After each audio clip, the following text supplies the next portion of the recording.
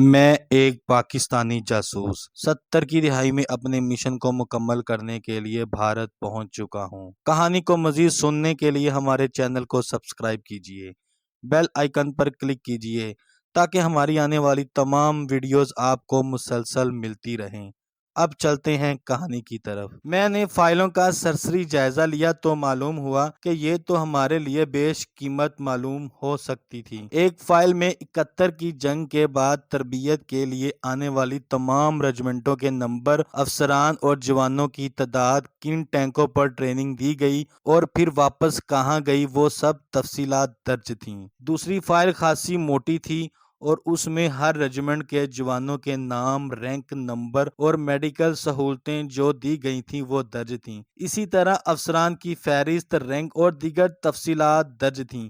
فائلیں دیکھنے کے بعد ہی مجھے احساس ہوا کہ وہ کتنی اہم تھیں۔ میں نے فوری فیصلہ کیا کہ بجائے ان فائلوں کی تفصیلات نقل کرنے کے کیوں نہ یہ دونوں فائلیں ہی پاکستان بھجوا دوں۔ مجھے یقین تھا کہ میرے سینئرز میری اس کامیابی پر اچھل پڑیں گے اور جب انہیں اصل فائلیں ہی مل جائیں گی۔ میں نے فوری طور پر سامان پیک کیا، ہوٹل کا بل ادا کیا اور بسوں کے اڈوں کی طرف روانہ ہو گیا۔ اب میں خود کچھ گھبرایا ہوا تھا۔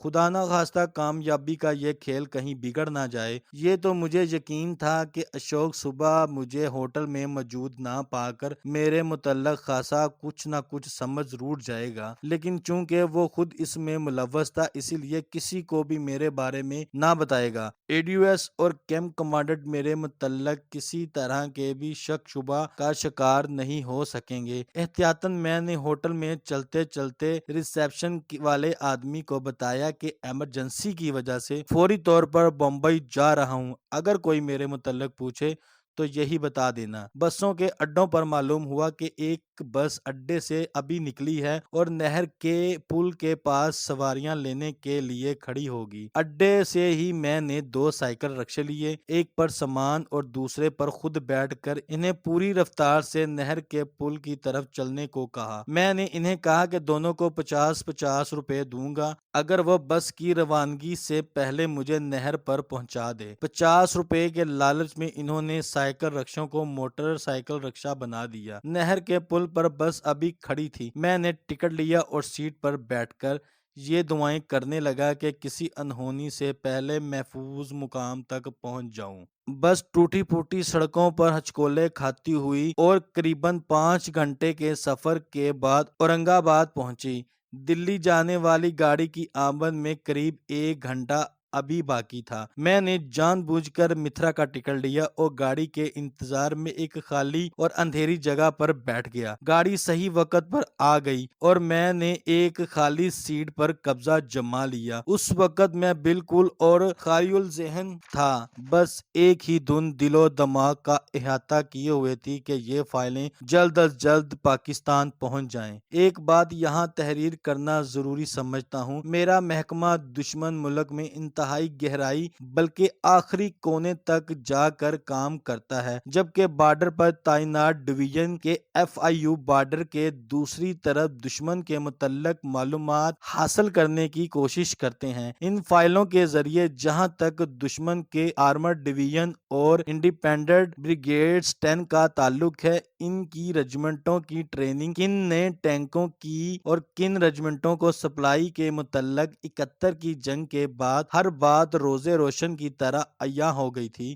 اور ہمارے FIU کا کام بھی بہت ہی سہل ہو گیا تھا۔ جوں جوں گاڑی دلی کی طرف بڑھتی گئی میں نارمل ہوتا گیا۔ میں ڈینجر زون سے باہر آ گیا تھا، اگرچہ پورا بھارت ہی میرے لیے ڈینجر زون تھا، لیکن احمد نگر سے اتنی اہم معلومات کے ساتھ خیریت سے نکل آنا بالکل سانپ کے بل سے بخیر و عافیت نکل آنے کے مترادف ہے۔ روانگی کے وقت سے لے کر اب تقریباً 24 گھنٹے سے زیادہ ہو چکے تھے۔ صبح صادق کا وقت تھا جب گاڑی دلی پہنچی۔ میں نے ٹیکسی لی اور سیدھا لودھی ہوٹل جا کر اپنے کمرے میں دن چڑھتے تک سویا رہا۔ پھر ناشتہ وغیرہ کر کے کیرونیشن ہوٹل فون کیا۔ ٹرانسمیٹر والے ساتھی کو شام کے 4 بجے کناٹ پیلس کے ایک ریسٹورنٹ میں ملنے کا کہا۔ باقی ساتھیوں کی خیریت اس لیے فون پر نہ پوچھی کہ ہوٹل میں وہ اجنبیوں کی صورت میں ٹھہرے ہوئے تھے، بس یہ پوچھا کہ او ٹھیک ہے۔ اس نے کہا ہاں۔ مجھے اشوک کا بار بار خیال آتا کہ اپنی مجبوری کے باعث اس نے اتنا بڑا خطرہ مول لیا۔ اگر اس کے افسران کو اس کی اس حرکت کا پتہ چل گیا تو اس کا کیا حشر ہوگا۔ اس خیال کے ساتھ ہی سکوت ڈھاکہ بھارتی فوج اور مکتی بانی بے گناہ مغربی پاکستانی شہریوں اور فوجیوں کے ساتھ بربریت کی انتہا سے بھی زیادہ مظالم کے مناظر ایک تیز فلم کی طرح میرے دماغ میں گھوم گئے۔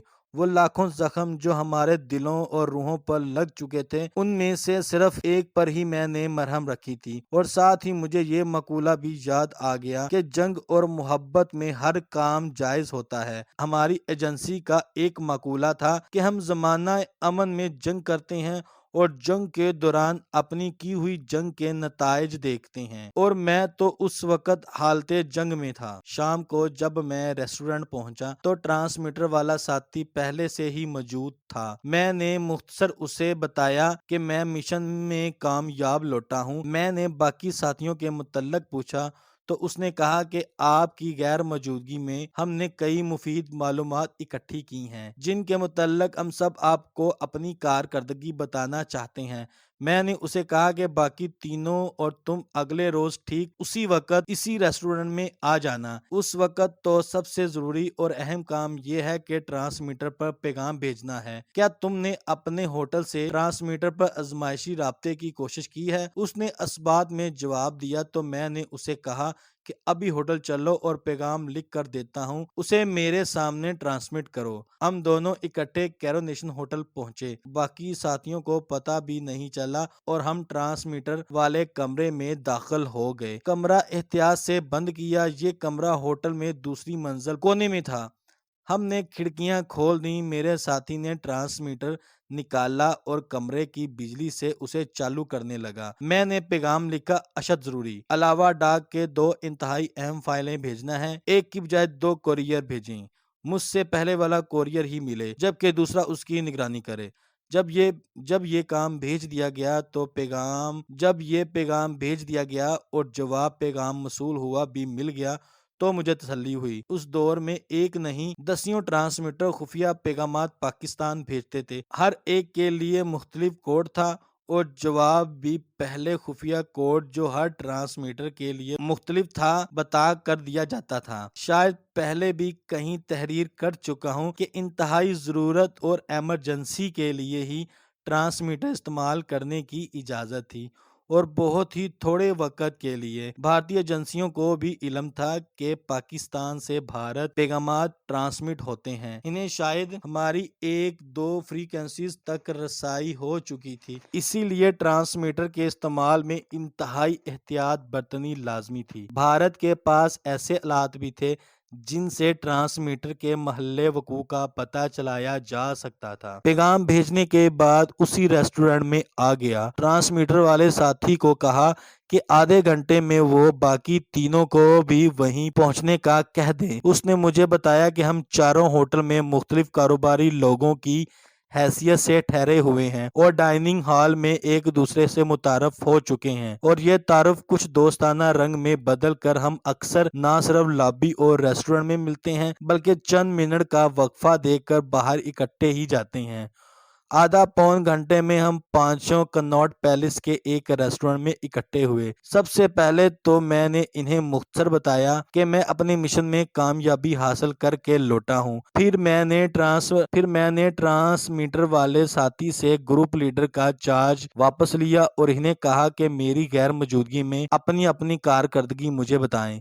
سب سے بڑی خبر جو انہوں نے بتائی یہ تھی کہ محلہ فراش خانہ پرانی دلی میں انہوں نے ایک 3 کمرے کا مکان تلاش کیا ہے جو ایک مسلمان کی ملکیت ہے، اور اس 2 منزلہ مکان کی دوسری منزل کرائے کے لیے خالی ہے۔ کسی ایک ہوٹل میں زیادہ دن قیام ہوٹل والوں کو شک میں ڈال سکتا ہے۔ مکان کے 2 اطراف اور سامنے بھی مسلمانوں کے مکان ہیں۔ مالک مکان کو ہم نے یہ بتایا ہے کہ ہم مسلمان ہیں اور کاروبار کے سلسلے میں دلی میں ایک ہوٹل میں ہماری ملاقات ہوئی ہے۔ چونکہ ہمیں اکثر دلی آنا اور کافی روز رہنا پڑتا ہے، اسی لیے ہم چاروں نے یہ فیصلہ کیا ہے کہ ایک مکان کرائے پر لے لیا جائے۔ مالک مکان مان گیا، کرایہ اور پیشگی طے کر چکے ہیں، صرف آپ کی اجازت کی ضرورت ہے۔ مجھے یہ تجویز پسند آئی کیونکہ دشمن ملک میں مسلمان جاسوسوں کا ہندو بن کر رہنا، خصوصاً ہوٹل میں زیادہ عرصہ قیام، نہ صرف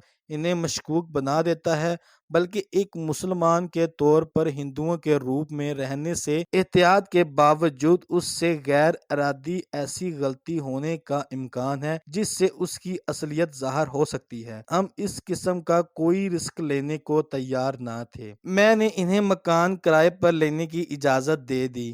ایک اور کامیابی جو انہوں نے حاصل کی تھی یہ تھی کہ بھارتی آرمی چیف کے ہیڈ کوارٹر کے باہر موبائل اسٹیٹک سرویلنس نگرانی کر کے انہوں نے ہیڈ کوارٹر میں کام کرنے والے چند سویلین اہلکاروں کی دفتری پوزیشن اور رہائش گاہوں کا پتہ چلایا ہے۔ یہ خاصی اہم معلومات تھیں جو ہمارے آئندہ مشقوں میں بہت مفید ثابت ہو سکتی تھیں۔ تربیت یافتہ فوجی تو خاصے محتاط ہوتے ہیں لیکن سویلین ملازمین کی طرح لاپرواہی برتتے ہیں اور انہیں قابو کرنا نسبتاً آسان ہوتا ہے۔ کچھ اور معلومات بھی انہوں نے مجھے دیں۔ تقریباً 1 گھنٹے کی میٹنگ کے بعد ہم نے اپنی اپنی راہ لی۔ میں نے انہیں 2 دن بعد اسی جگہ اسی وقت ملنے کا کہا۔ ان 2 دنوں میں انہوں نے مکان کرائے پر لے کر شفٹ کرنا تھا۔ فائلیں تو میرے قبضے میں آ چکی تھیں لیکن ایک پریشانی ایسی تھی جس کا کوئی حل نظر نہ آتا تھا۔ میں نے یہ فائلیں اپنے کانٹیکٹ کے حوالے کرنی تھی اور کانٹیکٹ نے یہ فائلیں لاہور میں میرے سینئرز کو پہنچانی تھی۔ بارڈر کراس کرنے میں وہی خطرات تھے۔ اگر خدا نخواستہ کانٹیکٹ پکڑا جاتا تو اتنی اہم معلومات جن کی نہ صرف پاکستان کو بے حد ضرورت تھی بلکہ جن کے حصول کے لیے میں نے اپنی زندگی موت کے منہ میں ڈال دی تھی، اپنی منزل تک نہ پہنچ پاتی۔ ان دنوں فوٹو اسٹیٹ ایجاد نہیں ہوا تھا اور اگر تھا بھی تو وہ صرف مغربی ممالک میں تھا۔ میرے پاس نہ تو کوئی کیمرہ تھا اور نہ ہی اتنا قیمتی کیمرہ لے سکتا تھا جس سے ان فائلوں کے مواد کی تصویریں اتار سکتا ہوں۔ بہت سوچ کے بعد میں نے فیصلہ کیا کہ وقت طلب کام لیکن ان فائلوں کو کانٹیکٹ کو دینے سے پہلے ضرور پورا کرنا ہے۔ تربیلا میں ملازمت کے دوران کمپنی کی طرف سے ہم 1 ہفتہ روزہ شمارہ آواز نامے نکالتے تھے جو جنگ پریس راولپنڈی میں چھاپا جاتا تھا، لیکن وہ چھپتا آفسٹ پر تھا۔ رسالے میں چھپنے کے لیے جو تصویریں ہم دیتے تھے انہیں فوٹو فلم میں منتقل کیا جاتا تھا۔ فوٹو فلم بالکل نیگیٹو کی طرح ہوتا ہے جس کے آر پار دیکھا جا سکتا ہے، لیکن اس پر تصویر پازیٹیو ہوتی ہے اور وہی فوٹو فلم چھپائی کے لیے استعمال ہوتا ہے۔ اب مجھے کسی ایسے اخبار یا رسالے کی تلاش تھی جو دلی سے فوٹو آفس پر چھپتا ہو۔ میں نے ایک بک سٹال پر جا کر رسالے اور اخبار دیکھنا شروع کیے۔ بالآخر ایک مشہور فلمی ماہنامہ ایسا ملا جہاں آفس پر چھپتا تھا۔ اس رسالے کا ایڈریس بھی میں نے نوٹ کر لیا اور آصف علی روڈ پر اس کے دفتر جا پہنچا۔ بجائے مالکان اور چیف ایڈیٹر سے ملنے کے میں نے ایک چپراسی کے ذریعے کاتبوں کے کمرے میں گیا اور ایک کاتب سے جو شکل سے مسلمان لگتا تھا فوٹو فلم بنانے والے کا پوچھا۔ اس نے اس کا نام اور پتہ بتا دیا۔ یہ دفتر کا ملازم نہ تھا بلکہ اس کی اپنی دکان اور اپنے اولاد تھے۔ مختلف رسالوں اور اخبارات کے لیے فوٹو فلم بناتا تھا۔ میں اس کے پاس پہنچا اور ارجنٹ فوٹو فلم بنانے کی بات کی۔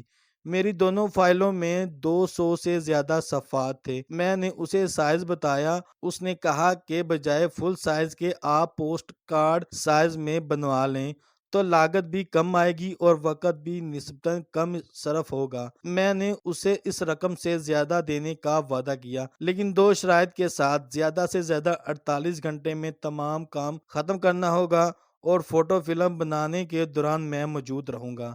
پیسوں کے لالچ میں اس نے دونوں باتیں مان لی۔ اس کے 3 اسسٹنٹ بھی تھے جنہیں اس نے روک لیا اور فوراً لودھی ہوٹل آیا اور فائلوں میں سے کاغذات نکال کر ان پر نمبر لگائے اور اس کے اسٹوڈیو جا پہنچا۔ میں نے فائل کا ایک ایک کاغذ اپنی نگرانی میں چھپوایا اور فلم بننے کے تمام مرحلوں میں موجود رہا۔ جب تک ان میں کام کرنے کی سخت تھی وہ کام کرتے رہے۔ کاغذات کو ریڈیوس کرنے کا مرحلہ سب سے پہلے طے کر کے کاغذات اپنے قبضے میں کیے، باقی مراحل بعد میں طے کیے، اور جب باقی رہ گیا اسے اگلے دن